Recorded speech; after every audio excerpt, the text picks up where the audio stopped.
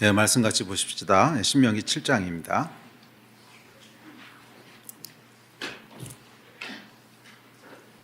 신명기 7장 말씀 중간중간 띄엄띄엄 봉독할 텐데 우리 다 같이 한 목소리로 읽겠습니다. 시작.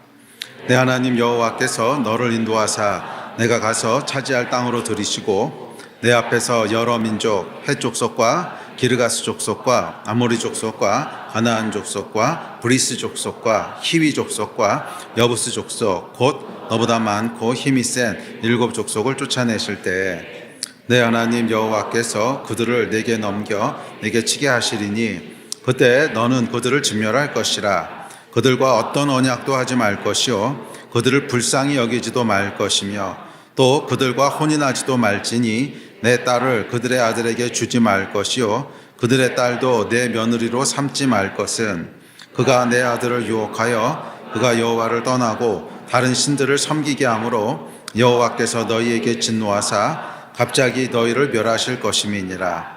오직 너희가 그들에게 행할 것은 이러하니 그들의 제단을 헐며 주상을 깨뜨리며 아세라 목상을 찍으며 조각한 우상들을 불사를 것이니라. 여호와께서 너희를 기뻐하시고 너희를 택하심은 너희가 다른 민족보다 수요가 많기 때문이 아니니라. 너희는 오히려 모든 민족 중에 가장 적으니라. 여호와께서 다만 너희를 사랑하심으로 말미암아 또는 너희의 조상들에게 하신 맹세를 지키려 하심으로 말미암아 자기의 권능의 손으로 너희를 인도하여 내시되 너희를 그 종되었던 집에서 애굽 왕 바로의 손에서 속량하셨나니 그런즉 너는 알라. 오직 내 하나님 여호와는 하나님이시요 신실하신 하나님이시라. 그를 사랑하고 그의 계명을 지키는 자에게는 천대까지 그의 언약을 이행하시며 인애를 베푸시되 그를 미워하는 자에게는 당장에 보응하여 멸하시나니 여호와는 자기를 미워하는 자에게 지체하지 아니하시고 당장에 그에게 보응하시느니라. 그런즉 너는 오늘 내가 내게 명하는 명령과 규례와 법도를 지켜 행할지니라. 내가 혹시 심중에 이르기를 이 민족들이 나보다 많으니 내가 어찌 그를 쫓아낼 수 있으리요 하리라마는 그들을 두려워하지 말고 내 하나님 여호와께서 바로와 온 애굽에 행하신 것을 잘 기억하되 내 하나님 여호와께서 너를 인도하여 내실 때에 내가 본 큰 시험과 이적과 기사와 강한 손과 편팔을 기억하라. 내 하나님 여호와께서 내가 두려워하는 모든 민족에게 그와 같이 행하실 것이요 내 하나님 여호와께서 또 왕벌을 그들 중에 보내어 그들의 남은 자와 너를 피하여 숨은 자를 멸하시리니 너는 그들을 두려워하지 말라. 너희 하나님 여호와 곧 크고 두려운 하나님이 너희 중에 계심이니라. 내 하나님 여호와께서 이 민족들을 내 앞에서 조금씩 쫓아내시니 너는 그들을 급히 멸하지 말라. 들짐승이 번성하여 너를 해할까 하노라. 내 하나님 여호와께서 그들을 내게 넘기시고 그들을 크게 혼란하게 하여 마침내 진멸하시고 그들의 왕들을 내 손에 넘기시리니 너는 그들의 이름을 천하에서 제하여 버리라. 너를 당할 자가 없이 내가 마침내 그들을 진멸하리라. 너는 그들이 조각한 신상들을 불사르고 그것에 입힌 은이나 금을 탐내지 말며 취하지 말라. 내가 그것으로 말미암아 올무에 걸릴까 하노니 이는 내 하나님 여호와께서 가증히 여기시는 것임이니라. 너는 가증한 것을 내 집에 들이지 말라. 너도 그것과 같이 진멸당할까 하노라. 너는 그것을 멀리하며 심히 미워하라. 그것은 진멸당할 것임이니라. 아멘. 오늘 나누고자 하는 설교의 제목은 승리를 가져오는 5가지 태도입니다. 승리하는 사람들 또는 승리하는 팀과 또 반대로 패배하는 사람 또는 패배하는 팀들을 보면 분명한 차이가 있습니다. 그러니까 승리하는 사람들에게는 그럴 만한 이유가 있어요. 또 반대로 패배하는 사람들도 보면 역시 그럴 만한 이유가 있습니다.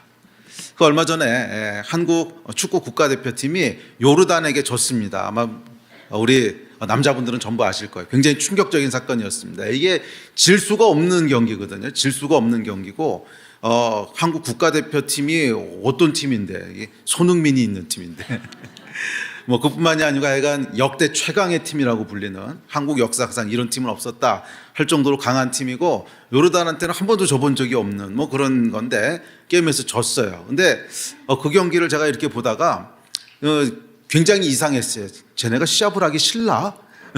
게임에 대한 열정도 안 보이고, 아니 저기는 왜 패스를 안 하지? 패스도 안 하고 뛰려고도 하지 않고 쟤네가 왜 저러나 그러다 이제 화가 나고 전반전만 보고 잤는데 이제 나중에 그 다음날 보니까 이유가 있었더라고요. 그 전날 이 라카룸에서 선수들이 멱살 잡고 주먹질하고 엄청 싸웠다는 거예요.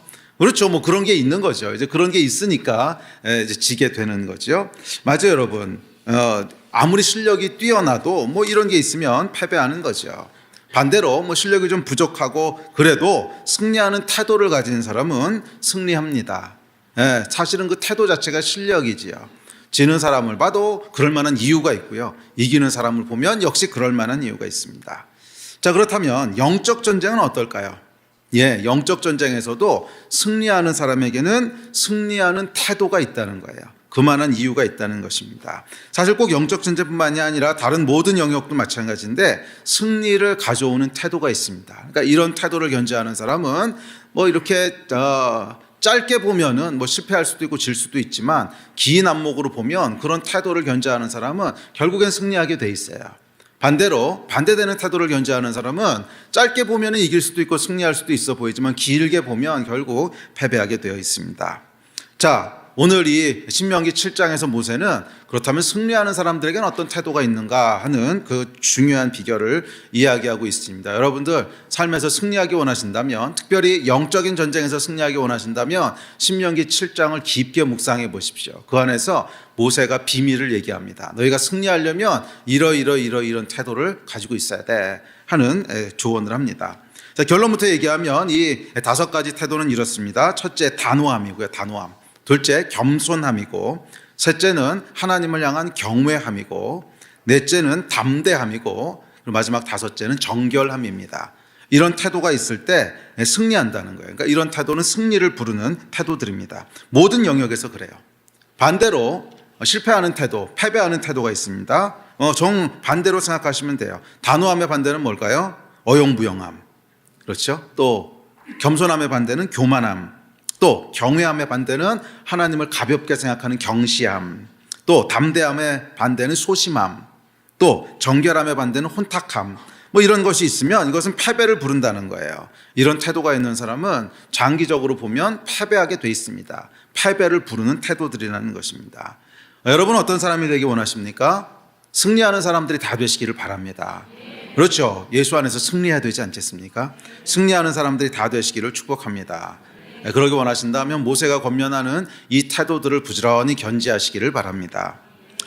자, 승리하는 태도를 살펴보기 앞서서 지난주 말씀을 잠깐 돌아보려고 합니다. 뭐 승리하는 거 중요한데 우리가 어디서 승리해야 되는지를 정확히 알아야 되지 않겠습니까? 아무거나 승리한다고 해서 다 좋은 건 아니지요. 우리 하나님께서 당신 백성들에게 싸우라고 주신 전쟁이 있습니다. 그 전쟁이 무엇인지를 정확히 알고 거기서 승리해야지 우리 인생이 진짜 승리하는 거죠. 그래서 성경에 보면 싸우기를 향방 없는 사람처럼 하지 말라 그랬어요. 무엇을 위해 싸워야 될지를 정확히 알고 싸우라는 것입니다. 자, 우리가 승리하는 5가지 태도를 견지해야 될 텐데 어떤 싸움에서 이런 태도를 견지해야 되는지를 명확하게 알 때 저와 여러분의 인생이 복될 줄 믿습니다.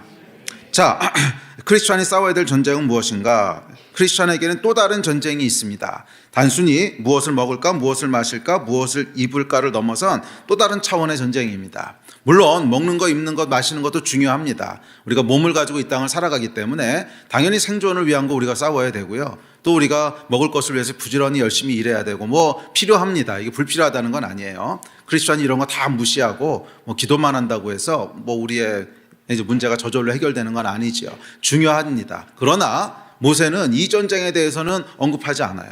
이 전쟁에 대해서는 염려하지도 않습니다. 왜지요? 그거 하나님이 하시기 때문에 그래요. 그것은 그냥 우리가 하나님의 말씀대로 성실하고 충성되게만 살아가면 그 필요는 다 하나님이 채우신다는 거예요. 네. 그래서 예수님께서도 이렇게 말씀하십니다. 시작. 그러므로 염려하여 이르기를 무엇을 먹을까, 무엇을 마실까, 무엇을 입을까 하지 말라. 이는 다 이방인들이 구하는 것이라. 너희 하늘아버지께서 이 모든 것이 너희에게 있어야 할 줄을 아시느니라. 그런즉 너희는 먼저 그의 나라와 그의 의를 구하라. 그리하면 이 모든 것을 너희에게 더하시리라. 아멘. 첫 번째 전쟁, 그러니까 진학, 취업, 치유, 사업 등의 전쟁은 염려하지 마십시오. 하나님께서 하십니다. 크리스천들에게는 이것 말고 싸워야 될 또 다른 전쟁이 있어요. 그건 뭐예요? 먼저 그의 나라와 그의 의를 구하라. 하나님의 나라를 세우는 전쟁. 이것이 우리가 염려해야 되고 집중해야 될 전쟁이라는 거예요. 그렇다면 하나님의 나라를 세우는 전쟁이 구체적으로 뭡니까? 지난주에 나눴죠. 가치관의 전쟁, 문화의 전쟁, 세계관의 전쟁, 구조의 전쟁, 이런 얘기를 했습니다. 그러니까 우리의 전쟁의 본질은 뭐냐면 하나님의 규례와 법도, 하나님의 말씀, 그것을 따르는 전쟁이라는 거예요. 그것을 우리 개인의 차원에서 따를 때 그것을 가치관이라고 합니다. 하나님이 중요하다고 생각한 것을 나도 중요하게 생각하고, 하나님이 옳다고 그러신 것을 나도 옳다고 여기고, 또 뭐 이제 그런 거. 그래서 하나님의 규례와 법도가 있죠. 그것을 따라가는 전쟁이라는 거예요. 그래서 내 안에서 하나님의 나라를 세우는 전쟁입니다. 그것을 가치관이라고 그러죠. 자, 이런 가치관들이 상호작용을 통해서 집단화될 때 그것을 문화라고 부릅니다. 성경에서는 세상 풍조라고 했죠. 문화를 만들게 되는데 크리스찬이 세워야 될 또 다른 하나님의 나라는 세상 풍조 속에, 세상 문화 속에 하나님의 나라를 세우는 겁니다. 하나님의 가치가 실현되게 하고, 또 하나님이 중요하다고 생각하는 것을 사람들도 중요하게 생각하게, 그런 가치들을 세워나가는 전쟁입니다. 그다음에 세 번째, 이제 그것이 발전돼서 세계관이 되고, 이 세계관이 법제화를 통해서 뭐가 된다고요? 구조가 됩니다. 사회 구조가 되고 국가 구조가 되죠. 그래서 이 땅 가운데 하나님께서 말씀하시는 것들이 이 땅을 통치하도록 그렇게 세워나가는, 그 하나님의 나라를 세워나가는, 이것이 크리스천들이 싸워야 될 진짜 전쟁이라는 거예요. 자, 첫째는 이 전쟁이 어디서 일어난다고요? 내 안에서 일어납니다. 가치관의 전쟁. 두 번째는 세상 문화 속에서 일어납니다. 그것이 확대돼서 세계관이 됩니다. 세 번째는 법제화되는 제도들을 통해서 구조를 만들게 되는데, 이런 것들을 싸워나가는 것이 우리가 싸워야 될 싸움이에요. 그러니까 크리스천들은 세우는 사람들이에요. 무엇을 세워요? 하나님의 나라를, 하나님의 규례와 법도를 세우는 거예요. 내 안에 세우고, 사회 속에 세우고, 구조 속에 세우고, 세워나가는 사람들이 크리스천이고, 이것이 우리가 싸워야 되는 싸움의 본질입니다. 그리고 모세는 이거에 대해서 염려하는 거예요. 이거에 대해서 염려하는 거예요. 먹고 마시고 자고 하는 것들은 염려하지 않아요. 그것은 우리가 먼저 그의 나라와 의를 구하면 하나님이 다 채워주신다고 약속하셨다는 거예요. 이 싸움을 신실하게 싸우는 여러분 되시기를 바랍니다. 자, 그래서 모세의 신명기 7장에 나오는 권면은 이 전쟁에서 어떻게 승리할 건가 하는 것에 대한 언급입니다. 이 크리스찬이 싸워야 되는 또 다른 전쟁, 이 영적인 전쟁에서 어떻게 하면 승리할 건가 하는 것에 대해서 5가지 태도를 얘기합니다. 근데 사실은 이 5가지 태도는 꼭 영적인 전쟁뿐만이 아니라 모든 영역에서 마찬가지예요. 크리스찬의 모든 영역에서 이 5가지 태도를 견지하면 승리하게 돼 있어요. 승리를 부르는 태도예요. 그러나 반대로 이 태도에 반대되는 태도를 가질 때 결국 우리는 모든 영역에서 실패하게 돼요. 패배하게 돼요. 승리하는 여러분 되시기를 바랍니다. 자, 첫 번째부터 살펴봅시다. 그래서 오늘과 다음 주 2번에 걸쳐서 5가지 태도를 살펴볼 텐데, 자, 오늘은 그 중에 처음 2가지를 살펴보도록 합시다. 자, 승리를 부르는 첫 번째 태도는 단호함입니다. 다음 구절 같이 볼까요? 시작. 내 하나님 여호와께서 그들을 내게 넘겨 내게 치게 하시리니 그때 너는 그들을 진멸할 것이라. 그들과 어떤 언약도 하지 말 것이요 그들을 불쌍히 여기지도 말 것이며, 또 그들과 혼인하지도 말지니 내 딸을 그들의 아들에게 주지 말 것이요 그들의 딸도 내 며느리로 삼지 말 것은 그가 내 아들을 유혹하여 그가 여호와를 떠나고 다른 신들을 섬기게 하므로 여호와께서 너희에게 진노하사 갑자기 너희를 멸하실 것임이니라. 오직 너희가 그들에게 행할 것은 이러하니 그들의 제단을 헐며 주상을 깨뜨리며 아세라 목상을 찍으며 조각한 우상들을 불사를 것이니라. 아멘. 여러분, 이 모세의 어조가 굉장히 강하지 않습니까? 이 단호함이 느껴지지 않으세요? 예? 단호함이 느껴지지 않으세요? 절대로 그들과 약속도 하지 말고 어떤 언약도 맺지 말고, 그 아들을 주지도 말고 며느리 삼지도 말고, 그리고 뭐래요? 오직 너희가 그들에게 할 것은 제단을 헐며 주상을 깨뜨리며 아세라 목상을 찍으며 조각한 우상들을 불사를 지니라. 굉장히 단호합니다. 굉장히 불쌍히 여기지도 말래요. 승리하는 사람들에게는 여러분 이런 단호함이 필요하다는 거예요. 아멘. 예, 승리하는 사람들에게는 이런 단호함이 필요합니다. 이 어정쩡한 사람은요 승리하지 못해요. 어정쩡한 사람은 승리하지 못해요. 그거 뭐 있어도 좋고 뭐 없으면 할 수 없고 안 되면 말고 되면 좋고 뭐 이래가지고 여러분 승리하겠어요? 승리하는 태도는 뭐냐면 단호함이에요. 단호함. 뭐 사람에 대해서 단호하라는 건 아닙니다. 사람과의 관계에 있어서는 사람이 좀 여유가 있어야죠. 그렇죠. 하나님께서 예수께서 뭐라 그랬어요? 잘못한 게 있으면 7번씩 70번이라도 용서하라 그랬잖아요. 그래서 사람에 대해서는 그러면 안 됩니다. 사람에 대해서는 이렇게 여유가 있어야 돼요. 그게 하나님의 규례와 법도니까. 그러나 영적인 면에 있어서는 단호함이 있으셔야 돼요. 영적인 면에 있어서는 단호함이 있으셔야 돼요. 이걸 여러분 헷갈리시면 안 돼요. 뭐 사람에게 좀 여유 있게 행하라고 했다고 해서 영적인 면에 있어서까지도 그렇게 여유 있게 어정쩡하게 행하시면 안 돼요. 그러면 다 패배하게 됩니다. 영적인 면에 있어서는 단호함이 있어야 됩니다. 아니면 그냥 아닌 거예요. 그걸 뭐 계속 여지를 두고 틈을 주고 이러면 안 됩니다. 요한일서에 보면 이렇게 얘기합니다. 시작. 이 세상이나 세상에 있는 것들을 사랑하지 말라. 누구든지 세상을 사랑하면 아버지의 사랑이 그 안에 있지 아니하니 이는 세상에 있는 모든 것이 육신의 정욕과 안목의 정욕과 이생의 자랑이니 다 아버지께로부터 온 것이 아니요 세상으로부터 온 것이라. 자, 세상에서부터 온 것이 있다는 거예요. 그것은 뭐 세상의 물질적인 것을 얘기하는 것이 아니라 세상의 가치관, 세상의 문화, 세계관 뭐 이런 거에는 눈도 두지 말라는 거예요. 세상에서 아무리 뭐 야 너희가 재테크해야 돼, 부동산 어째야 돼 이런 얘기해도 그런 거에 눈도 두지 말라는 거예요. 세상에 아무리 뭐라고 얘기해도 하나님께서 말씀하신 것이 아니면 눈도 두지 말라는 거예요. 그것은 그냥 아주 단호하게 손절하라는 거예요. 여지를 두지 마십시오. 이러다 나만 손해보는 거 아니야? 이거 혹시 나중에 후회하는 거 아니야? 이런 여지 1도 두지 마십시오. 그냥 단호하게 아니면 아닌 거예요. 그냥 손절하셔야 돼요. 하나님께로부터 온 것이 아닌데 그것에 여지를 두고 미련을 가지고 그러면 안 됩니다. 진멸하십시오. 내 마음에서 진멸하고 내 삶에서 진멸하고. 진멸한다고 하는 게 뭐예요? 하나도 남기지 말라는 거예요. 싹 다 없애라는 거예요. 아멘. 사람에 대해서는 그러시면 안 돼요. 사람에 대해서는 용서하시고 여유롭게 하시고 그러셔야 돼요. 룸을 많이 주셔야 돼요. 그러나 영적인 면에 있어서는 그렇게 하시는 거 아니에요. 영적인 면에 있어서는 단호함이 있어야 됩니다. 아니면 그냥 아닌 거예요. 딱 끊으셔야지 뭐 그래도 혹시 어쩌고 저쩌고 뭐 이러시면 안 돼요. 눈도 주지 마십시오. 진멸하라고 하셨어요. 진멸이 뭐예요? 완전히 끝까지 하나도 남기지 말고 다 없애라는 거죠. 진멸하라고 하셨어요.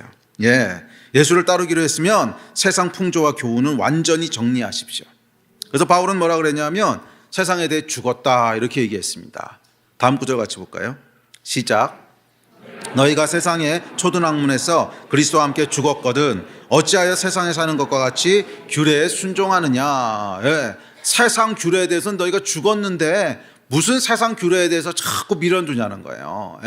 하나님의 말씀과 규례만 내 안에 살아있는 거지 세상 규례에 대해서는 나는 죽은 자라는 거예요. 죽은 사람은 여러분 그 옆에서 난리를 쳐도 뭐 징을 치고 꽹가리를 치고 난리 부르스를 쳐도 꼼짝도 안 합니다. 왜? 죽었으니까. 세상에 대해서는 그러라는 거예요. 세상이 아무리 난리를 치고 뭐 큰일 난 것 같이 떠들고 징을 치고 꽹가리를 쳐도 그냥 죽은 자처럼 반응하지 말라는 거예요. 왜? 이미 우린 죽었어요. 우리는 무엇에 대해서만 살아요? 하나님의 말씀과 규례에 대해서만 산 자예요. 거기에만 반응하는 자지 세상 규례에 대해서는 반응하는 게 아닙니다. 그건 그냥 한 칼에 자르셔야 돼요. 한 칼에. 아멘이십니까? 절대로 여지를 두지 마십시오. 사람에 대해서는 어떻게 하라고요? 여지를 많이 두세요. 끝까지 용납하고 용서하고 하세요. 그러나 영적인 것에 대해서는 여지를 두지 마세요. 칼같이 끊으셔야 돼요. 칼같이 끊으셔야 돼요. 그냥. 아멘. 자, 이 단호함의 반대는 뭐냐 하면 애매모호함입니다. 애매모호한다고 하는 것은 여지를 두는 거죠. 여호수아서 9장에 보면 이스라엘 족속이 단호하게 가나안 7족속을 진멸하지 못하고 기브온 족속과 언약을 맺는 장면이 나옵니다. 근데 물론 속아서 언약을 맺긴 하지만 하여간 여지를 남깁니다. 그렇죠? 여러분 여지를 남길 때 보면 항상 이유가 있어요. 아무 이유가 없는데 여지 남기는 사람은 없습니다. 그런데 이런 이유도 소용없다는 거예요. 그러니까 기브온 족속이 속여서 모르고 언약을 맺긴 했습니다. 그러나 뭐 사실 이유 없이 여지를 남기는 사람이 어디 있습니까? 다 이유가 있지. 이유가 있든지 없든지 간에 상관없다는 거야. 하여간 영적인 것은 이유를 불문하고 끊으셔야 돼요. 이유를 불문하고. 아멘. 아주 단호하셔야 됩니다. 자, 여호수아서 9장 같이 봅시다. 시작. 그들이 길갈 진영으로 가서 여호수아에게 이르러 그와 이스라엘 사람들에게 이르되 우리는 먼 나라에서 왔나이다. 이제 우리와 조약을 맺읍시다 하니 여호수아가 곧 그들과 화친하여 그들을 살리리라는 조약을 맺고 회중 족장들이 그들에게 맹세하였더라.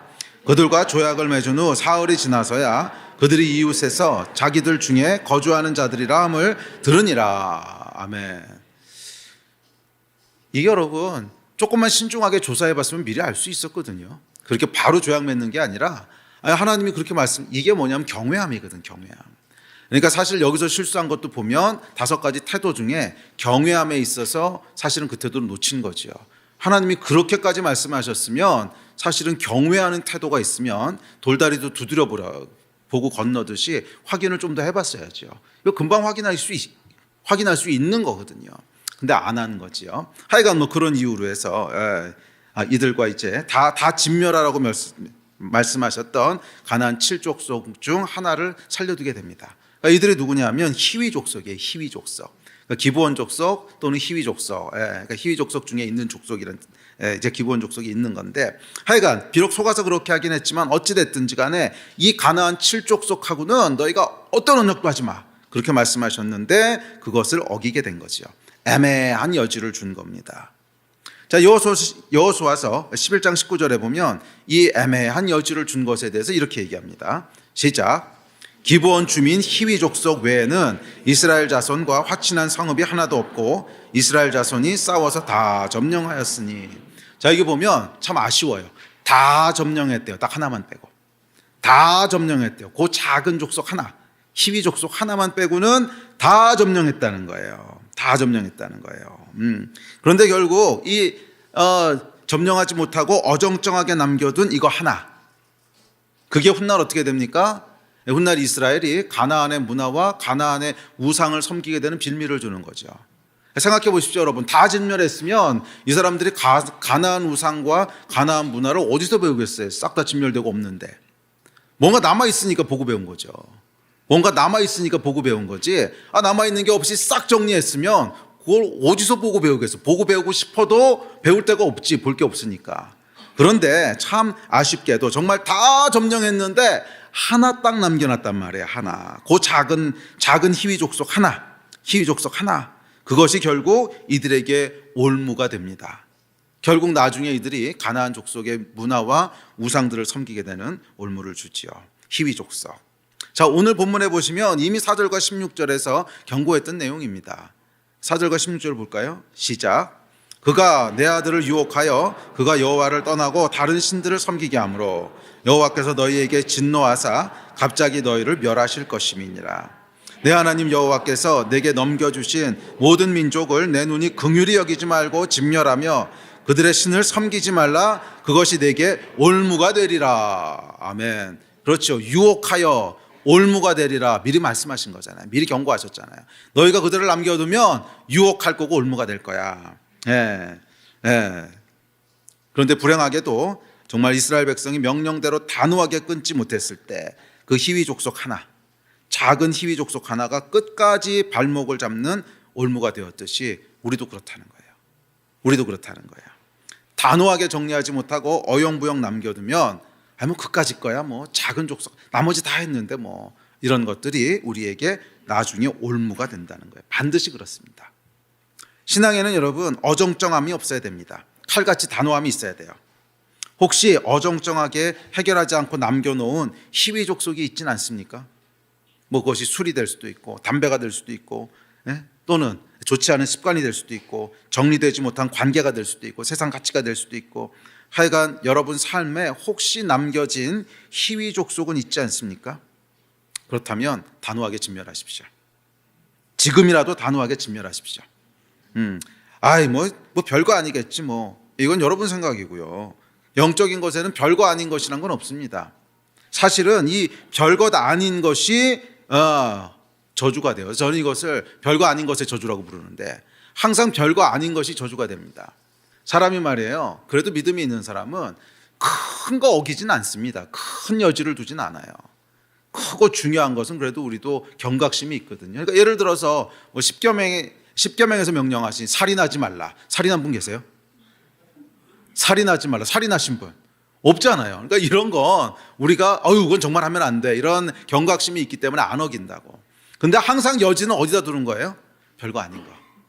별거 아닌 게 아니지. 별거 아닌 것처럼 보이는 거. 뭐 이 정도야, 이 정도는 사람들 다 있는 거야, 이런 거. 이 별거 아닌 거에서 저주가 있다는 거예요. 항상 별거 아닌 것이 올무가 됩니다. 항상 우리 영을 무너뜨리는 거 보면 별거 아니라고 생각했던 거예요. 이 정도야, 요게 항상 우리의 영을 무너뜨려요. 방심하지 마십시오.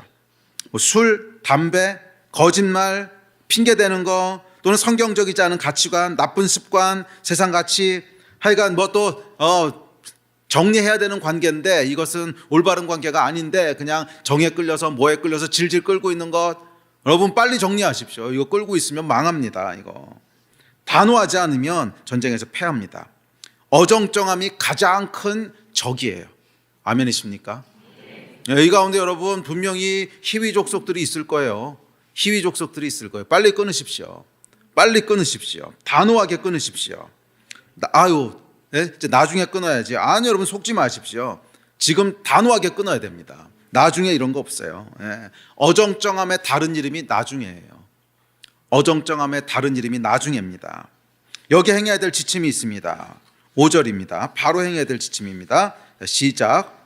오직 너희가 그들에게 행할 것은 이러하니 그들의 제단을 헐며 주상을 깨뜨리며 아세라 묵상을 찍으며 조각한 우상들을 불사를 것이니라.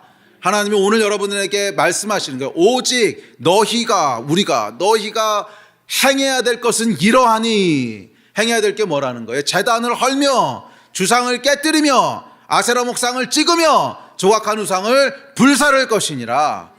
단호하게 끊으라는 거예요. 단호하게. 우리 안에 남아있는 아직 끊지 못한 희비 족속이 있다면 단호하게 찍고 깨고 허물고 불사르라는 것입니다.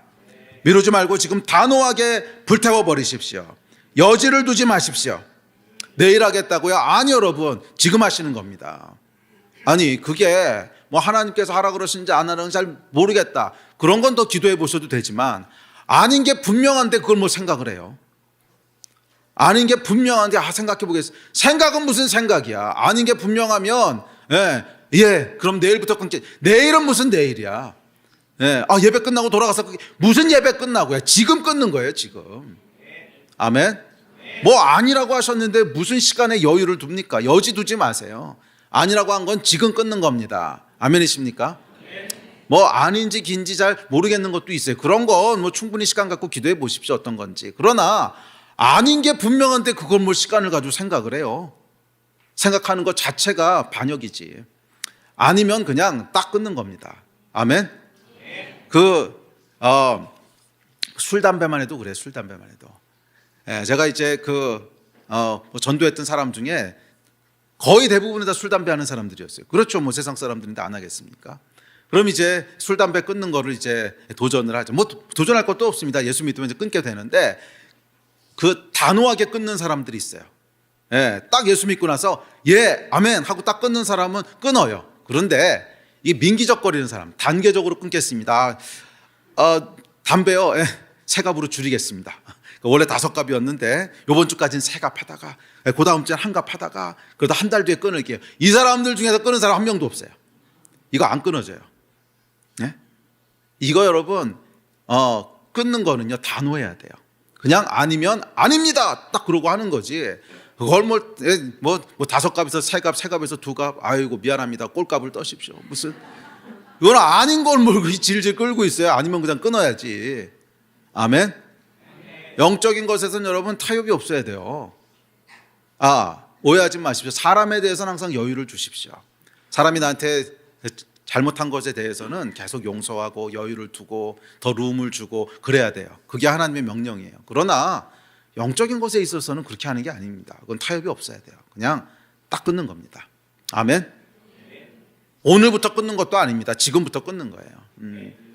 예배 끝나고 나가서부터 아이고 예배 끝날 때까지 그 시간은 그러면 예배 끝날 때까지 남은 시간은 40분 50분 동안에는 그거 하겠다는 거예요. 여러분 그럴 여지도 두지 말라는 거예요. 1초도 여지 두지 말라는 거예요.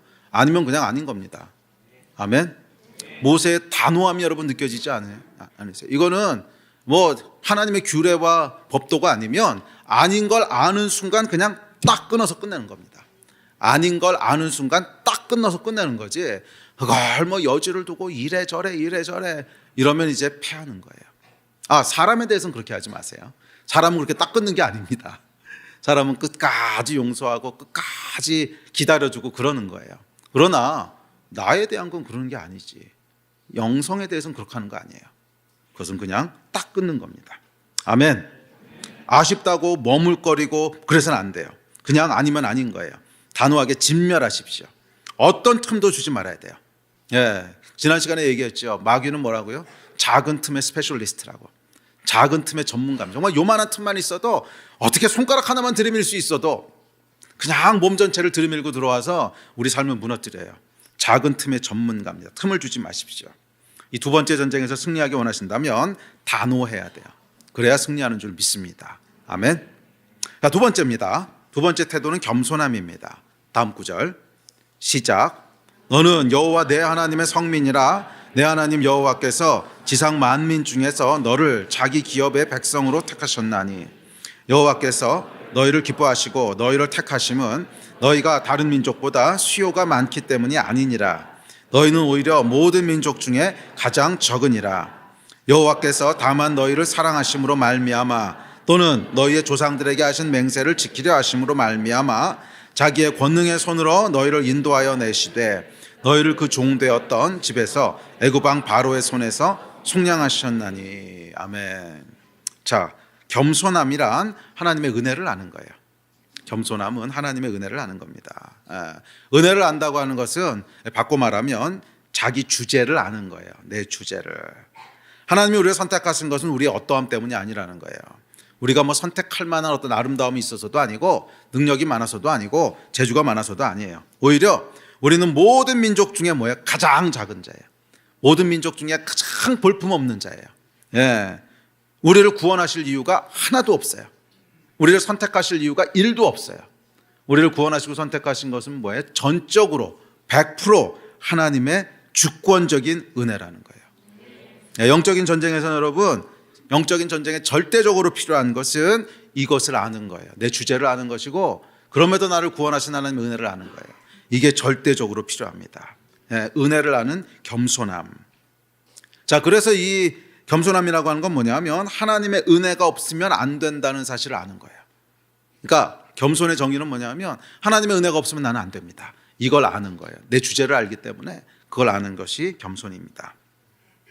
자, 영적 전쟁에서 승리하기 위해서 이 겸손이 필요한 이유가 몇 가지 있습니다. 자, 첫 번째 이유는 뭐냐면 겸손한 자만 도움을 필요로 하기 때문에 그렇습니다.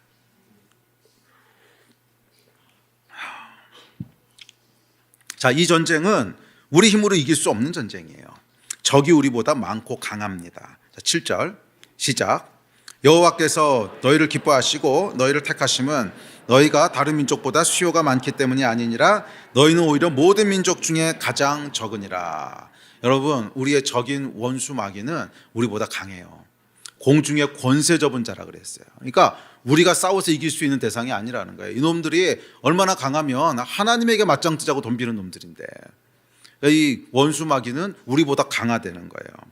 그렇기에 우리가 이 전쟁에서 승리하기 위해서는 뭐예요? 도우심이 있어야 된다는 거예요. 도우심.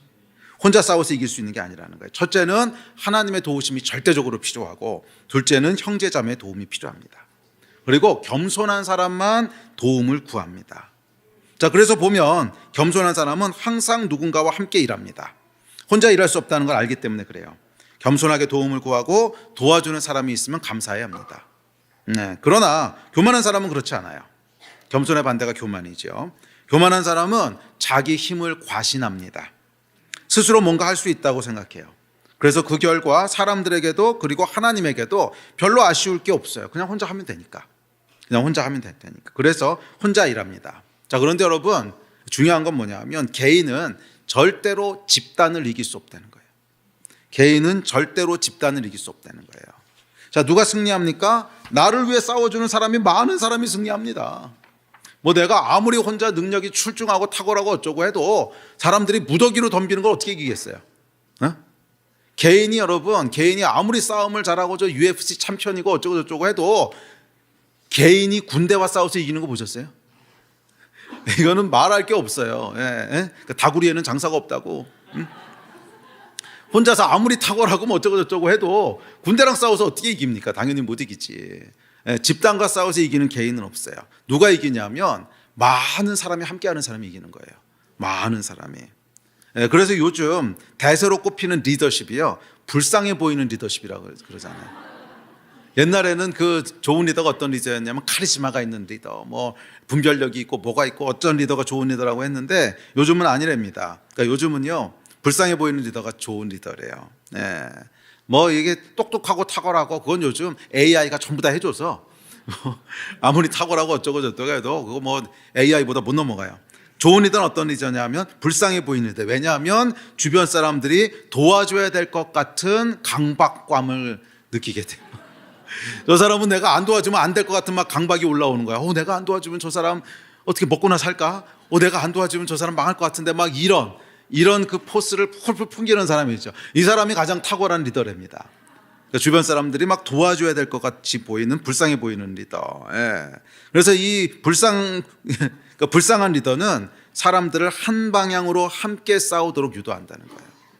그 불쌍한 리더는 사람들을 한 방향으로 함께 싸우도록 유도하는데 이게 승리를 부르는 비밀이라는 겁니다.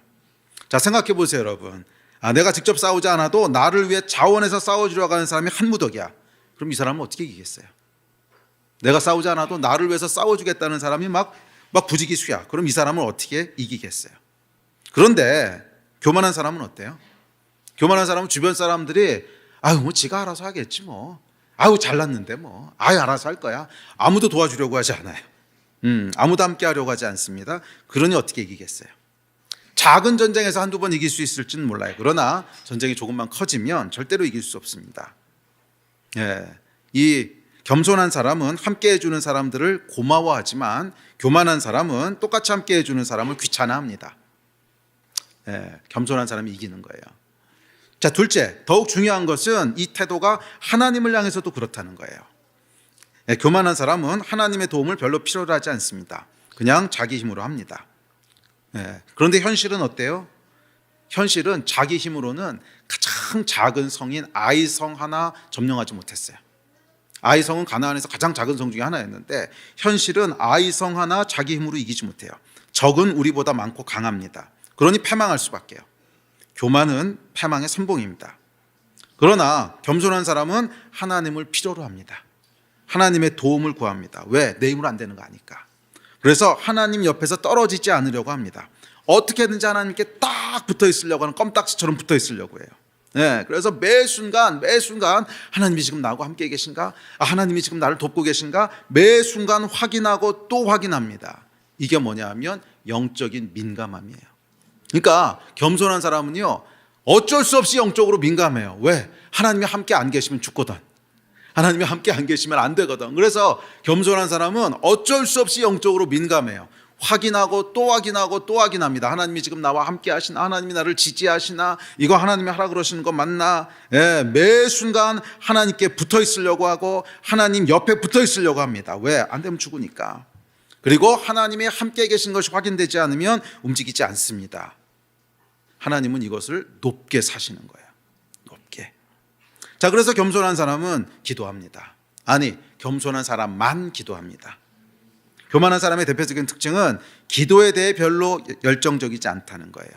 생각이 많고 전략이 많죠. 할 수 있다고 생각하기 때문에 그렇습니다. 물론 교만한 사람도 기도는 합니다. 배웠으니까. 교회에서 기도하라고 하니까 배웠으니까 기도는 하겠지만 기도에 대해서 열정적이진 않아요. 기도에 대해서 갈급하진 않아요. 왜? 살만하니까. 그냥 내 힘으로 하면 대충 다 되는데 뭘 그걸 죽어라 기도하고 금식하며 기도하고 이러겠어요. 응? 그냥 하면 되는데. 그래서 여러분, 교만이냐 겸손이냐는 것은 내 안에 나는 못해요, 난 잘해요, 이런 생각을 가지고 판단하는 게 아니에요. 사람은 스스로를 속이기 때문에 내가 뭐라고 말하는지는 중요하지 않아요. 겸손이냐 교만이냐는 것을 정확하게 드러내는 것은 뭐냐 하면 기도에 대한 태도예요. 그러니까 겸손한 사람은 기도에 열정적이 될 수밖에 없어요. 왜? 내가 못하는 걸 아니까. 그런데 교만한 사람은 표면적으로는 겸손하게 말할 수 있지만, 겸손한 것처럼 보일 수는 있지만 기도에 대해서 열정적이진 않아요. 이게 결정적인 시금석이에요. 결정적인. 기도에 대해서 열정적이지 않은 사람은 교만하다는 뜻이에요. 그리고 교만한 사람은 전략이 많고 생각이 많아요. 이렇게 하면 되고 저렇게 하면 되고 이거 하면 되고 어쩌고 저쩌고 전략이 많아요. 왜? 내가 싸우려고 하니까. 겸손한 사람은 전략이 아니라 기도가 많습니다. 전략이 있긴 있어요. 기도할 때 하나님이 주시는 거. 그게 전략이죠. 내가 전략을 세우는 게 아니에요. 기도할 때 하나님이 주시는 게 전략이지. 아멘. 예. 그래서 겸손은 승리를 부릅니다. 겸손은 승리를 불러요. 자, 셋째, 겸손은 우리 마음을 부드럽게 함으로 우리 영을 성령 충만하게 활성화합니다. 겸손은 하나님에 대해 민감하게 하고 하나님의 은혜에 대해 반응하게 합니다. 자, 신앙생활의 핵심 중에 핵심은 뭐냐면 성령 충만한 거죠. 성령 충만해서 우리 영이 깨어 있어야 되는데 이 성령 충만함은 어디서부터 오냐면 마음이 부드러운 데서부터 와요. 예, 그래서 너희 마음을 강팍하게 하지 말라고 했고 우리 마음을 부드럽게 하라 그랬어요. 마음이 부드럽다고 하는 건 뭐냐면 하나님의 역사에 쉽게 반응하는 거예요. 조금만 하나님이 역사하셔도 감격해서 울고, 조금만 도와주셔도 막 감사하고, 조금만 하나님 경고하셔도 정말 두려워서 떨고, 이게 마음이 부드러운 거고, 반대로 마음이 딱딱한 건 뭐냐면 하나님이 회초리를 들어서 치셔도 못 알아들어. 그게 마음이 딱딱한 거예요. 예, 큰 은혜를 행하셔도 그냥 덤덤하고 별 감동도 없고, 이게 마음이 딱딱한 거거든. 그래서 마음이 부드러워야 뭐가 있어요? 성령의 역사가 있어요. 마음이 부드러워야 우리가 영이 깨어나요. 영이 활성화돼요. 그래서 영적 세계의 비밀, 영적 세계의 원리, 그 설교할 때 여러 번 얘기했지만 결국 마음은 영을 움직이는 열쇠거든요. 마음이 부드러워야 영이 움직입니다. 자, 그렇다면 이 마음이 부드러운 건 어디서부터 오는가? 은혜로부터 오는 거예요. 은혜를 알 때 마음이 부드러워지는 거예요. 아, 하나님의 은혜구나. 이걸 알 때 우리 마음이 부드러워집니다. 그렇죠, 여러분? 하나님의 은혜를 경험했을 때 마음이 어떻게 돼요? 부드러워지지요. 하나님의 은혜를 경험하면 왜 울게 될까요? 마음이 부드러워져서 울게 되는 거거든요. 네, 그래서 은혜를 알면 부드러워집니다. 은혜는 언제 알아요? 겸손할 때 아는 거죠. 그래서 이게 쭉 연결돼 있어요. 겸손한 사람은 하나님을 절대적으로 필요로 하니까 은혜를 아는 거고, 은혜를 알게 되면 마음이 부드러워지는 거고, 마음이 부드러워지면 성령으로 살게 되는 거예요. 그래서 우리가 승리하기 위해서는 뭐가 있어야 되는 거예요? 겸손이 있어야 되는 거예요. 겸손이라고 하는 것은 뭐냐면 우리의 권리와 자격을 주장하지 않는 겁니다. 예, 권리와 자격을 주장. 나는 그냥 전적으로 하나님의 은혜로 구원받았습니다. 나는 원래는 어떤 자냐면 그냥 멸망받고 저주받고 지옥 가야 합당한 자인데 하나님 나를 은혜로 구원하셨습니다. 이게 겸손이에요. 교만한 자는 뭐냐면 내가 뭔가 권리가 있다고 생각하는 거예요. 예. 여러분, 우리가 뭐 치유를 위해서 기도하고 또는 뭐를 위해서 기도하고 그랬을 때 치유가 안 일어나거나 응답이 안 되면 어떻게 되죠? 많은 분들이 시험에 듭니다. 하나님 어떻게 나에게 이러실 수가 있습니까? 이게 어디서부터 나오는 거예요? 뿌리가? 교만에서부터 나오는 거예요. 나에게 어떻게 이러실 수가 있습니까? 아니, 뭐를 이러실 수가 있어? 언제 하나님한테 돈 꿔줬어? 아니, 하나님이 여러분에게 뭐 빚진 거 있어요? 근데 우리는 뭔가 하나님이 내가 원하는 대로 안 해주시고, 뭔가 기도했는데 응답이 안 되는 것 같고, 뭔가 치유를 해서 기도했는데 병도 안 낫는 것 같고, 그러면 항상 어떻게 나에게 이러실 수가 있습니까? 삐지거든요. 이 삐짐의 뿌리가 뭔지 들여다보시라고. 교만이잖아요, 교만. 하나님은 나에게 응답해 주셔야만 해. 근데 왜 안 하셨어요? 무슨 빚쟁이야. 아니, 하나님한테 언제 돈 꿔주셨냐고.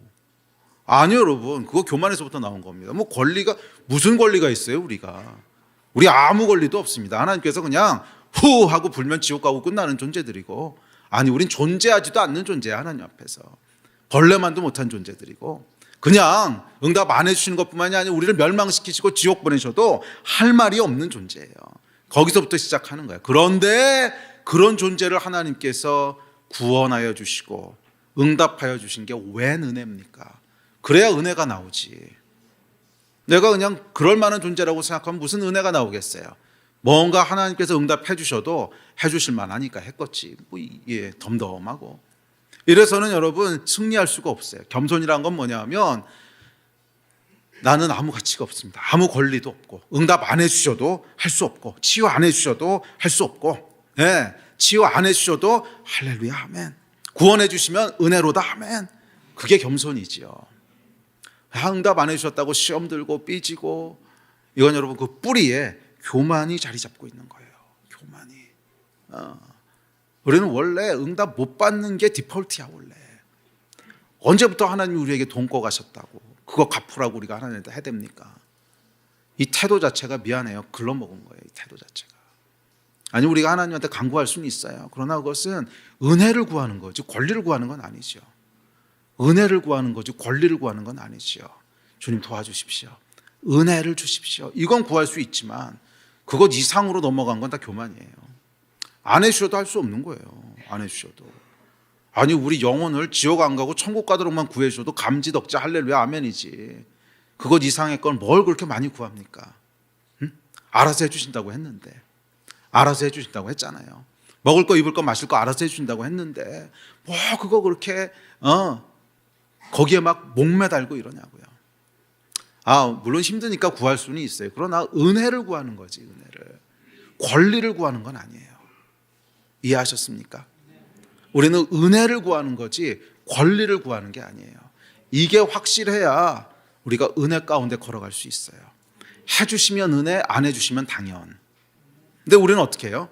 해주셔야 당연, 안 해주시면 시험, 섭섭. 이 여러분 이거는 싹수가 노란 거예요. 이거 무슨 안 해주신 게 왜 섭섭해요?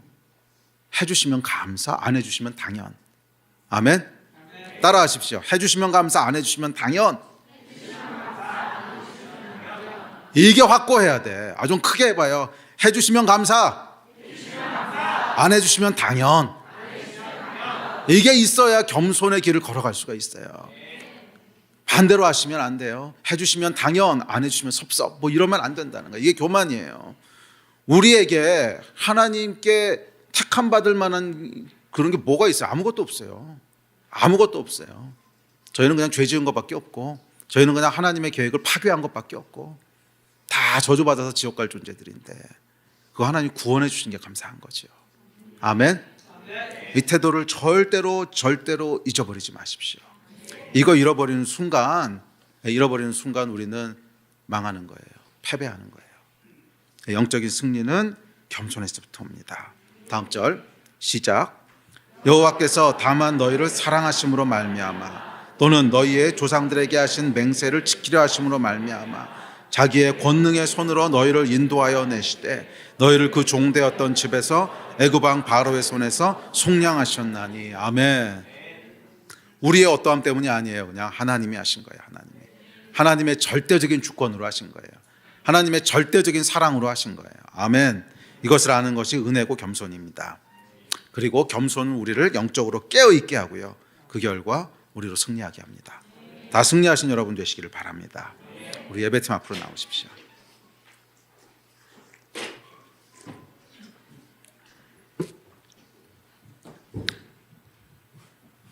두 가지 태도가 있습니다. 승리를 부르는 태도가 있고 패배를 부르는 태도가 있습니다. 여러분의 태도는 어떻습니까? 어떤 태도를 견지하고 계십니까? 승리를 부르는 태도입니까? 그렇다면 단호함이 있으십니까? 겸손함이 있으십니까? 네, 그렇다면 당장은 몰라도 궁극적으로는 승리합니다. 네, 결국은 승리합니다. 조금만 인내하십시오. 그러나 어정쩡하게 틈을 준다면 조심하십시오. 결국 올무가 됩니다. 단호하게 헐고 깨뜨리고 찢고 불사르십시오. 내일까지 미루지 마세요. 지금 아니라고 생각된 것은 지금 그냥 끊으십시오. 아멘. 미루지 마세요. 네, 그거 미루는 거 아니에요. 네, 그래도 했다가 또 안 되면 어떡하지? 안 되면 그때 또 하면 돼요. 하여간 모든 결단은 지금 하는 거예요. 지금. 지난번에도 목사님 해봤는데 안 됐는데요. 그럼 지금 또 하면 되는 거지. 또 해도 안 될 건데 그럼 내일 또 하면 되는 거고, 내일도 또 안 되면 다음 주에 또 하면 되는 거고, 그냥 될 때까지 매일 하면 되는 거예요. 아멘. 감사한 건 하나님께서 우리의 이 횟수에 제한을 두지 않으셨다는 거예요. 횟수에 제한을 두지 않으셨어요. 계속 기회를 주세요. 하여간 중요한 것은 지금 끊겠다는 내 태도예요. 우리가 연약해서요, 또 한다고 끊는다고 했다가도 또 실수하고 넘어지고 합니다. 저도 다 알아요. 뭐 저라고 이렇게 단호하게 딱 끊으면 그 다음에 다시 안 할까? 아니요 여러분, 뭐 저도 뭐 끊는다고 해놓고 또 넘어지고 뭐 그래요. 그러나 매 순간만큼은 진심이에요. 다시는 안 합니다. 진심이에요. 근데 넘어지면 아이고 주님 죄송합니다. 또 하고, 또 결단하고, 또 결단하고. 그럼 하나님께서 도우세요. 아멘. 이거 하시라는 거예요. 이거. 아우 지난번에도 많이 했는데 안 됐는데요. 과거 잊어버리고 지금 다시 하시는 거예요. 그러다 또 넘어지면 그거 염려하지 마세요. 그건 그때 염려하세요. 그때 또 끊으면 되니까. 하여간 지금 끊으세요. 아멘. 아니라고 생각하는 칼처럼 끊으세요. 손절하세요. 깨고 헐고 찢고 불사르세요. 아멘. 또한 겸손하십시오. 겸손하십시오. 우리에게 권리 같은 거 없어요. 우리 아무런 아름다움도 없고 아무런 가치도 없고 그냥 하나님이 우리를 구원하신 거예요. 사실 여러분 전쟁은요 하나님이 하시는 겁니다. 전쟁은 하나님이 하시는 거, 내가 하는 거 아니에요. 우리가 싸워서 이길 수 있는 전쟁이 아니거든요. 그래서 승리를 부르는 5가지 태도라고 하는 건 뭐냐 하면 사실은 내가 그렇게 하면 강해져서 이긴다는 게 아니라 하나님이 싸우실 수 있는 조건들을 만드는 거예요. 잘 들어보세요. 단호함도 겸손함, 경외함, 담대함, 정결함 모두 다 하나님이 역사하시기 위한 조건들이라는 거예요. 그러니까 우리가 싸우는 게 아니에요. 뭐 경외함을 가지고 싸운다고 하는 게 잘 연결이 안 되죠. 겸손함도 마찬가지고 정결함도 마찬가지고 그게 뭐 이렇게 싸우는 거하고 직접 연결되지 않아요. 그럼에도 불구하고 그게 승리하는 태도인 것은 하나님이 일하실 수 있는 조건들을 만드는 게 사실은 하나님이 역사하실 수 있는 판을 만들라는 거예요. 조금 더 정확하게는 하나님이 역사하시는 판을 깨지만 말라는 거예요. 사실 판 만드는 것도 우리가 하는 거 아니거든요. 그런데 전쟁은 하나님이 하셔야 되는데 자꾸 판을 깨. 예를 들어서 정결함을 지키지 못했다고 합시다. 그럼 죄가 우리 삶 가운데 들어와 있어요. 그러면 하나님도 입장 곤란하지 않으시겠어요? 정말 하나님은 얘를 위해서 싸우고 싶으신데 또 죄가 있는 곳에 하나님이 함께 하실 수 없거든. 얼마나 하나님이 고민되시겠어요. 얘를 위해서 싸워야 돼 말아야 돼, 싸워야 돼 말아야 돼. 이 판을 좀 깨지 말라는 거예요. 이미 하나님은 여러분을 위해서 싸우기로 결정하셨고 여러분을 구원하시기로 결정하셨는데 싸우려고 막상 가보니까 판이 다 깨져 있는 거야. 야, 저 죄 가운데 있는 저놈을 내가 해야 돼 말아야 돼, 해야 돼 말아야 돼. 뭐 그러시는 거죠. 그래서 가끔은 여러분 하나님께서 우리 삶 가운데 이게 시험하실 때가 있어요. 시험이 뭐냐면 기도했는데 응답을 안 해주시거나 뭐 치유를 해서 기도했는데 치유가 잘 안 일어나거나 그러실 때가 있어요. 왜 그런 줄 아십니까? 우리 안에 있는 걸 드러내시는 거예요. 아니 하나님은 다 아시는데 뭘 드러내시죠? 하나님은 아시죠. 근데 우리는 잘 모르잖아. 우리 자신은 뭐가 있는지 잘 모른단 말이에요. 네 안에 뭐가 있는지 좀 봐라. 그리고 드러내시는 거예요. 그러니까 그럴 때는 여러분 시험 들고 섭섭하고 할 게 아니라 납작 엎드려야 됩니다. 내 안에 뭐가 있는지를 보고 내 안에 교만이 있었구나. 내 안에 교만이 있었구나. 내 안에 죄가 있었구나. 그리고 납작 엎드릴 때 하나님이 일하실 수 있는 판이 만들어지는 거죠. 하여간 판만 깨지 마세요. 그럼 하나님 일하세요. 판만 깨지 마세요. 그럼 하나님 일하세요. 아멘. 다 승리하신 여러분 되시기를 주의 이름으로 축원합니다. 일어나서 기도합시다.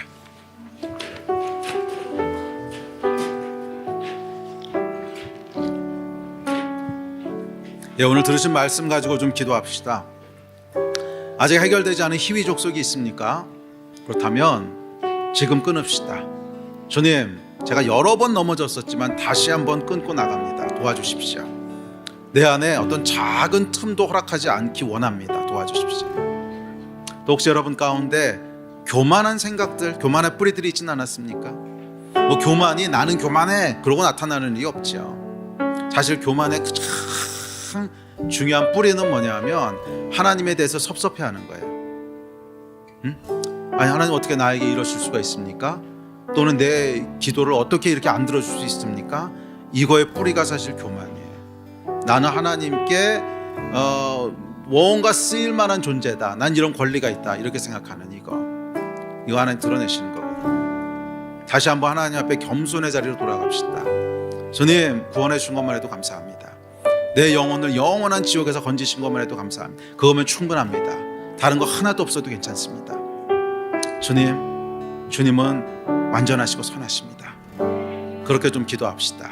우리 한번 주여 3번 부르짖고 간절히 합심해서 다 같이 합심해서 기도하시겠습니다. 주여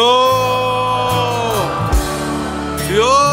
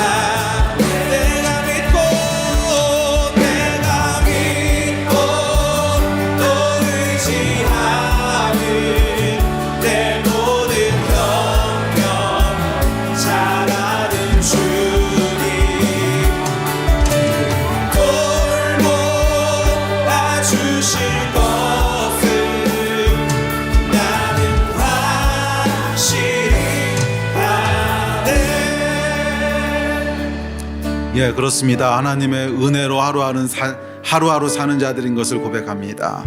주님, 이 은혜의 자리를 결코 떠나지 말게 하여 주시고 은혜의 자리를 결코 잊지 말게 하여 주셔서 늘 하나님 앞에 겸손으로 살아가는 주의 백성들 다 되게 하여 주십시오.